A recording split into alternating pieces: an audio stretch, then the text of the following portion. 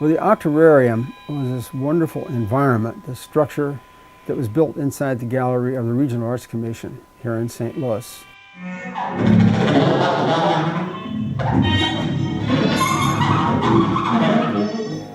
Herding Cats' objective is to keep St. Louis strange and wonderful.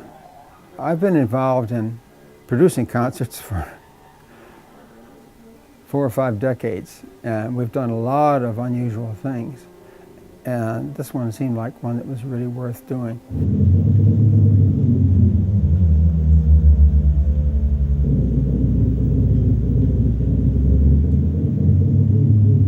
So the concept of the Octarrarium came from basically a desire to create an open system that could be completed with an audience, be completed with visitors, be completed with musicians, performers.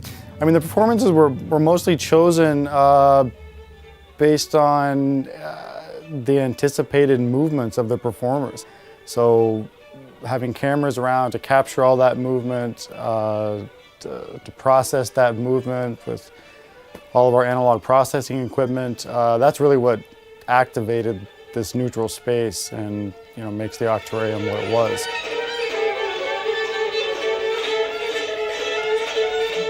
Yeah, I mean, a lot of the performances were somewhat music-oriented, but it was very unique to have, and I guess when Kevin and I were kind of brainstorming ideas, he brought in the idea of maybe let's bring in a guy named the Pancake Master.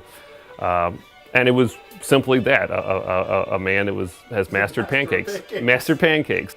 Just having that alone would have been a unique experience, but in the actual environment of the Octarrarium with his pancakes being made, visually processed around him too, I don't think anyone's ever had quite a brunch experience like that before. Kevin and I had definitely talked about trying to figure out different ways to manipulate the images on the walls. So we would be, at one point Kevin might be doing some video processing of images on the wall, as I would be sending him like a wireless feed of a security camera, like a CCT camera. But these roles weren't like restrictive. I mean, at different times, Kevin might take over a camera too. Like one particular moment when Rich would be performing, doing his particular piece, I think there was moments where Kevin and I were both kind of swarming around him, almost like a ballerina kind of like performance, where like these cameras were circling around him, gathering different parts of what he was doing on top of his performance, and then you would see these images projected around Rich too. And it would gather shots of the audience sitting around us as well too. So it really kind of congealed the whole room and the whole environment together into these kind of unique experiences.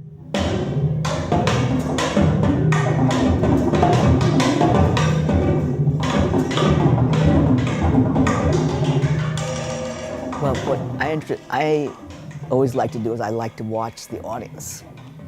And that first night, I noticed that some of the people that really got involved was because they were looking around and moving and really becoming part of it.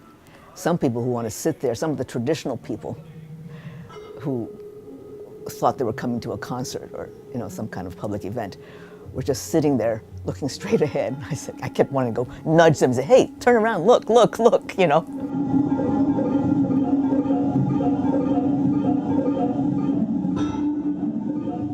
Music generally moves more through revolution rather than evolution, Revolution against what had gone before. Not against, but on the shoulders of what went before. I think it's a better way to put it. And that's what we're doing.